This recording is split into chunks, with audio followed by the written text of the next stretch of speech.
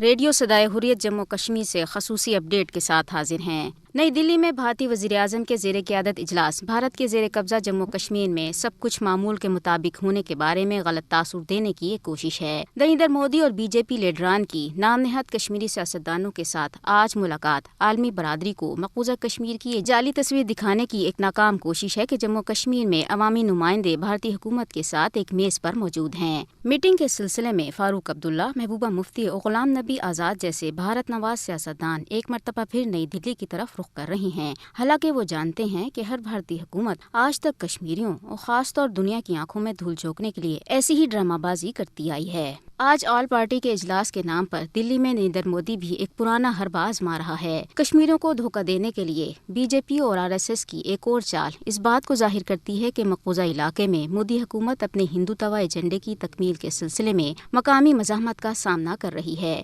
کشمیری مودی حکومت پر اعتماد نہیں کرتے کیونکہ جموں کشمیر کی خصوصی حیثیت کو ختم کر کے مودی نے براہ راست کشمیریوں کی شناخت پر حملہ کیا ہے۔ کشمیریوں کے حقیقی نمائندوں جن کی اکثریت بھارتی جیلوں میں غیر قانونی طور پر نظر بند ہے کی شرکت کے بغیر کوئی ملاقات یا بات چیت مسئلہ کشمیر کے حل کے لیے کوئی معنی خیز نتیجہ نہیں نکال سکتی۔ آج نام نہاد آل پارٹی میٹنگ سے جموں کشمیر کو کیا ملے گا جب بھارت نے جموں کشمیر کے آئین، اس کے جھنڈے اور عوام کے تمام حقوق غصب کر کے کشمیریوں کی تذلیل کی۔ بھارت کی اپنے وعدوں کو توڑنے، کشمیری عوام حتیٰ کہ نام نہاد جمہوری نظام میں شامل اعلی کاروں کے ساتھ غداری کرنے کی ایک تاریخ ہے۔